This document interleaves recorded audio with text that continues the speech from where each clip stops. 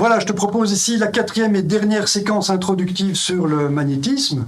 On va y voir la loi de Coulomb pour le champ magnétique. Elle est écrite ici, on y reviendra dans quelques minutes bien sûr. Alors comme son nom l'indique, cette loi est due à Charles-Augustin Coulomb, le fameux scientifique français du XVIIIe siècle, qui était le premier à relever la loi de force électrique en 1 sur R carré. Alors voilà, on est au XVIIIe siècle.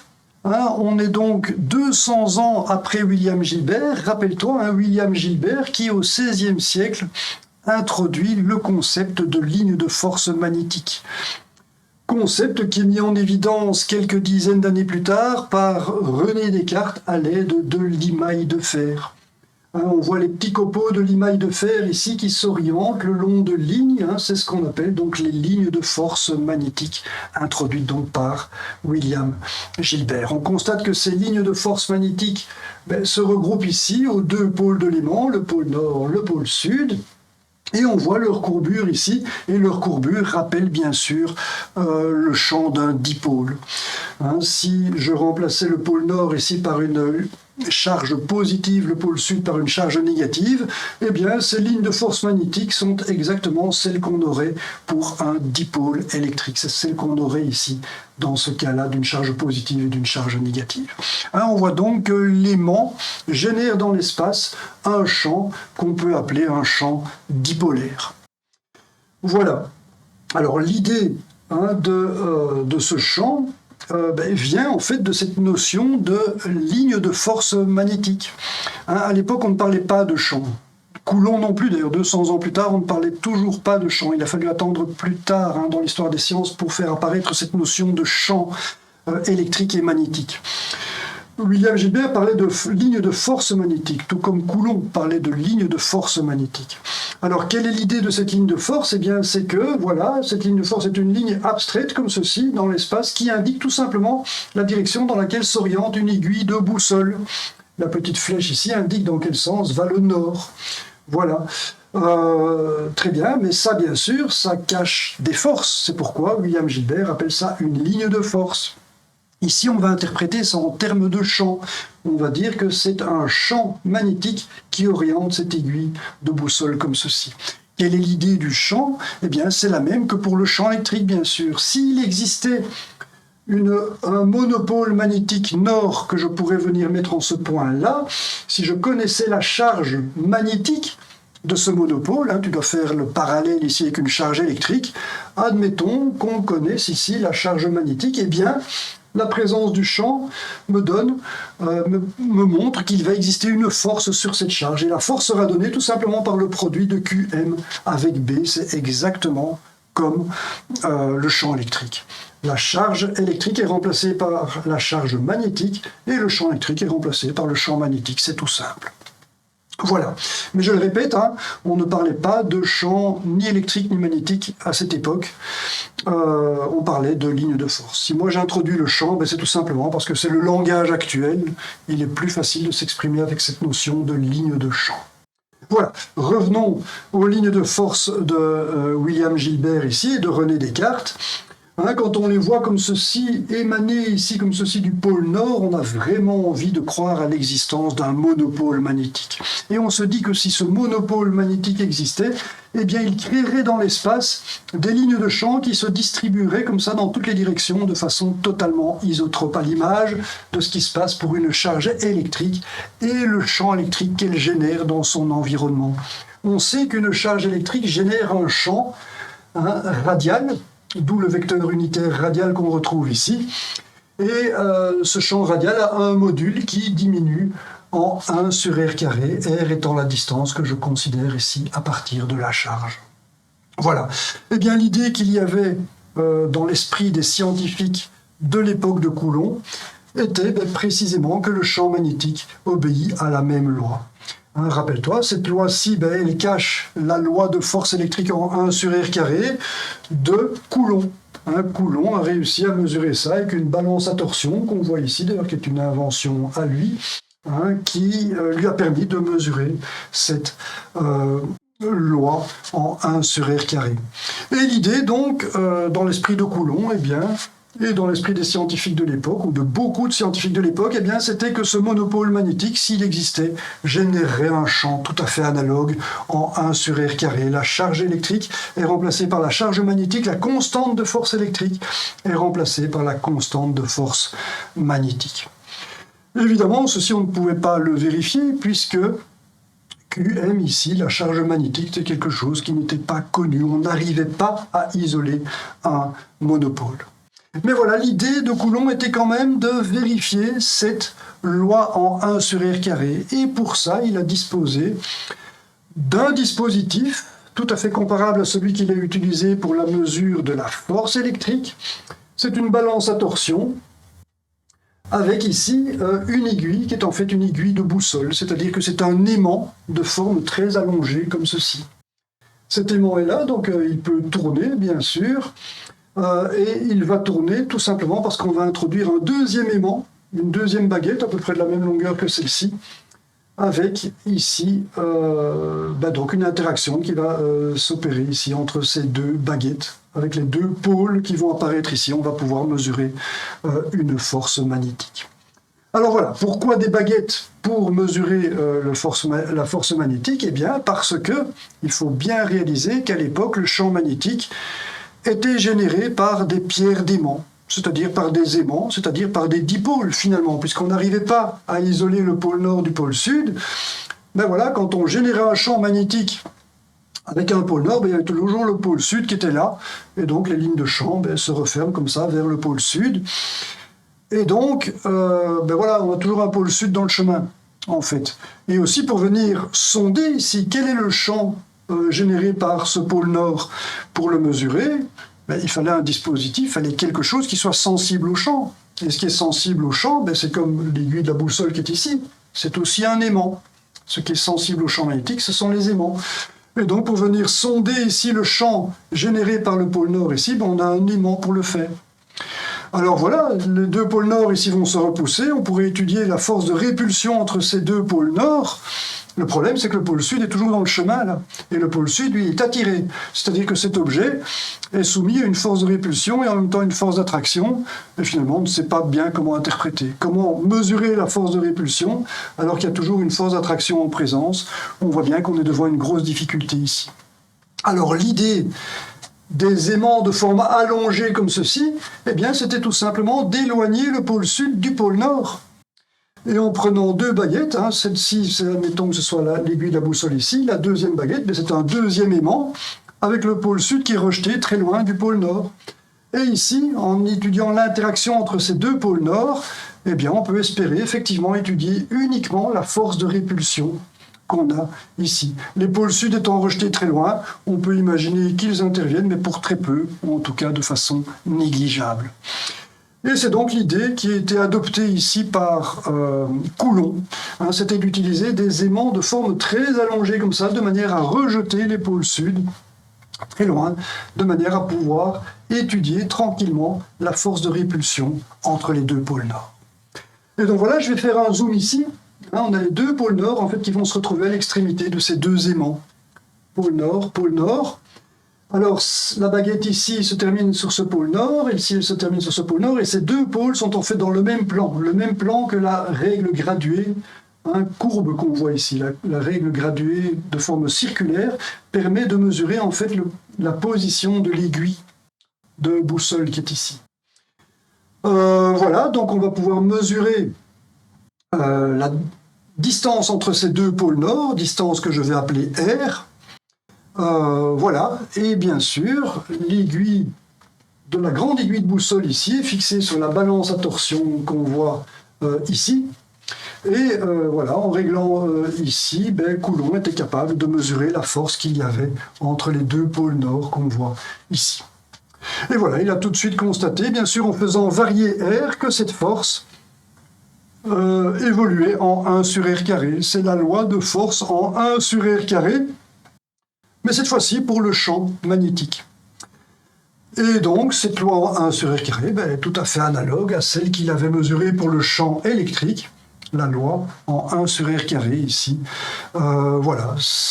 En faisant cette mesure, en fait, même si le concept de champ n'existait pas à l'époque, on peut conclure de cette mesure que le monopôle magnétique ici est pris dans le champ généré par ce monopôle-là, le champ qui diminue en 1 sur R carré, exactement comme le champ électrique.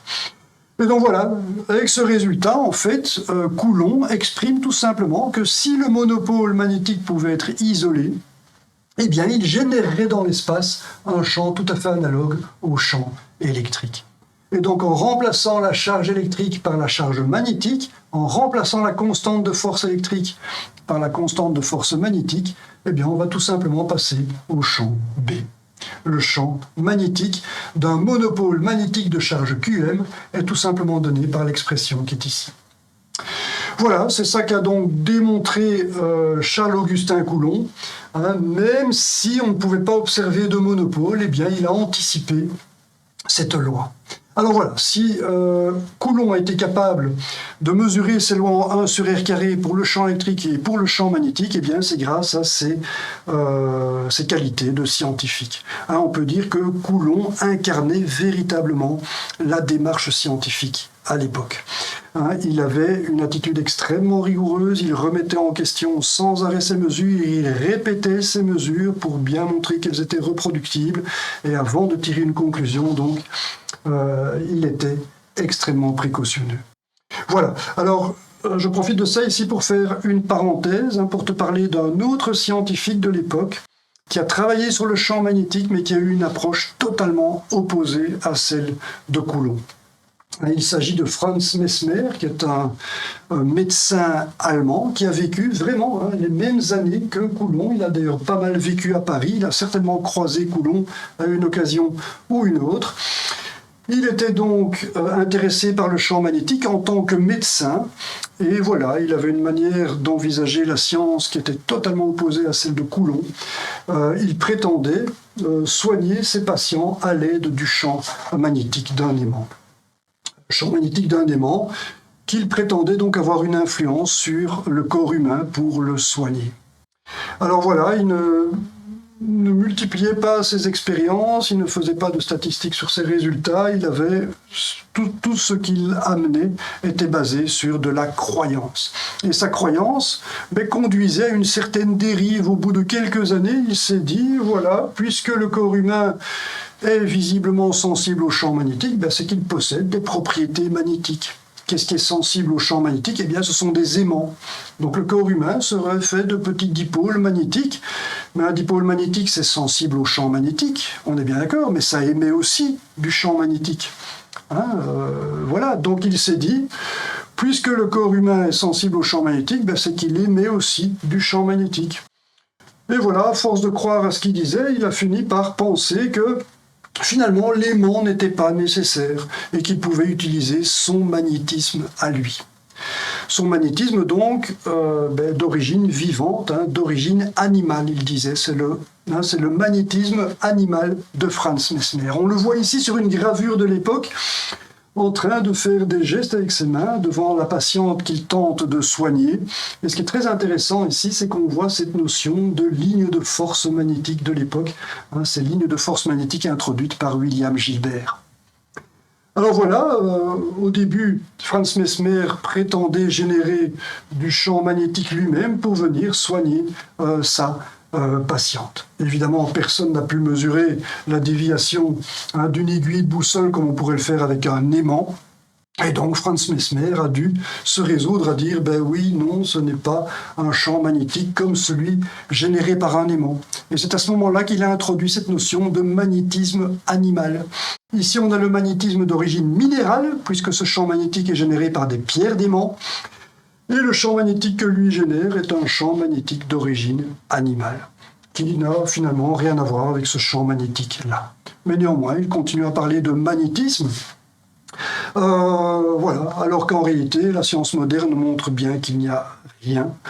Si la patiente réagissait ici parfois assez fort et semblait se porter mieux, elle disait d'ailleurs elle-même qu'elle était guérie parfois, si ça fonctionne, en fait, on a compris bien plus tard qu'il s'agissait de l'hypnose. En fait, en faisant ça, Mesmer croyait tellement à ce qu'il faisait qu'il était capable d'hypnotiser ses patients. Et l'hypnose, effectivement, c'est une technique thérapeutique que Mesmer a donc introduite sans le savoir. Hein, et c'est quelque chose qui est reconnu actuellement. Ça se trouve d'ailleurs dans le langage en anglais. Hein, en anglais, on dit d'une personne hypnotisée qu'elle est mesmerized. Hein, c'est bien construit sur le nom de Mesmer, mesmerized.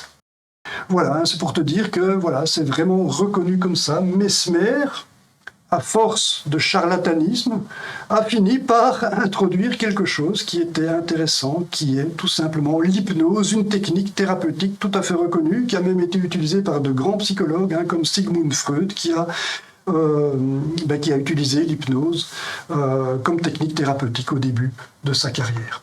Voilà, c'est pourquoi Franz Mesmer est encore mis à l'honneur. Hein, cette statue existe dans le village dans lequel il a terminé sa vie en Allemagne. Voilà. Alors, donc effectivement, il a un certain mérite, hein, même si il n'avait pas du tout de démarche scientifique. Ce n'est pas un scientifique. Voilà. Alors le problème, hein, c'est qu'il est reconnu pour l'hypnose, mais certaines personnes continuent à croire à ce magnétisme animal de Franz Mesmer. Hein, on voit ici des livres d'enseignement, hein, devenir magnétiseur, cours complet de magnétisme. Hein, découvrez vos pouvoirs de guérisseur, le guide du magnétisme. Il s'agit bien entendu de quelque chose qui n'est absolument pas scientifique. Hein, ceci, c'est le magnétisme animal de Franz Mesmer, qui est bien entendu sujet à caution. Alors le magnétisme animal, je vais terminer avec ça, cette petite parenthèse, il existe réellement, mais ça c'est du magnétisme scientifique, hein, qui est bien dû au champ magnétique tel qu'on le connaît actuellement. Hein. Ceci est une bactérie qui présente ici une petite chaîne de cristaux de magnétite. Elle génère elle-même ces cristaux de magnétite et ça lui servirait à s'orienter, tout simplement, à améliorer son évolution là où elle vit. Voilà, alors il y a des choses plus évidentes que ça. Hein. Si je prends chez les vertébrés, par exemple, chez la tortue marine, cette tortue marine est munie d'organes magnétocepteurs, hein, des organes qui sont sensibles au champ magnétique. Cette magnétoception lui permet de se diriger sur des milliers de kilomètres. On la voit ici, on voit une trace GPS d'une tortue marine qui a effectué la traversée de l'océan Indien. Il est clair qu'elle ne pourrait pas faire ça s'il n'était pas capable de s'orienter. La même chose pour les oiseaux migrateurs. On a pu repérer sur leur rétine une molécule qui est une grande protéine comme ceci, qu'on appelle un cryptochrome, qui est sensible au champ magnétique en présence de lumière. Certains de ces petits oiseaux de la même espèce ont une déficience génétique qui fait que cette protéine n'est pas générée, et ces oiseaux-là ne sont pas capables de migrer. Donc on commence à améliorer de plus en plus ces connaissances. Elles sont relativement modernes et récentes, donc ces connaissances-là, mais on commence à comprendre comment fonctionne donc cette magnétoception chez les animaux. Donc voilà, si tu entends parler de magnétisme chez les animaux, ça c'est vraiment du magnétisme scientifique basé sur le vrai champ magnétique. Voilà, c'est ici que se termine cette parenthèse. Revenons maintenant au sujet de notre séquence. C'est finalement l'aboutissement de toutes les recherches qui ont été faites sur le champ magnétique depuis l'Antiquité jusqu'au XVIIIe siècle. Et donc ce qu'on peut conclure ici, c'est que le champ magnétique semble, à l'époque, être dû à des monopoles magnétiques qu'on n'arrive malheureusement pas à séparer. Que ce champ magnétique, si ce monopole existait, semble se comporter en fait exactement comme le champ électrique d'une charge électrique. C'est-à-dire qu'on a un champ en 1 sur R carré. Voilà, alors on verra dans la séquence qui suit que tout ceci est vraiment sujet à caution. On va voir que Hans Ørsted, un scientifique danois, a remis tout ça en question de façon magistrale. Je te propose de venir découvrir ça dans la prochaine séquence consacrée donc aux recherches de Hans Ørsted. Voilà, je te remercie pour ton attention et te dis donc à très bientôt.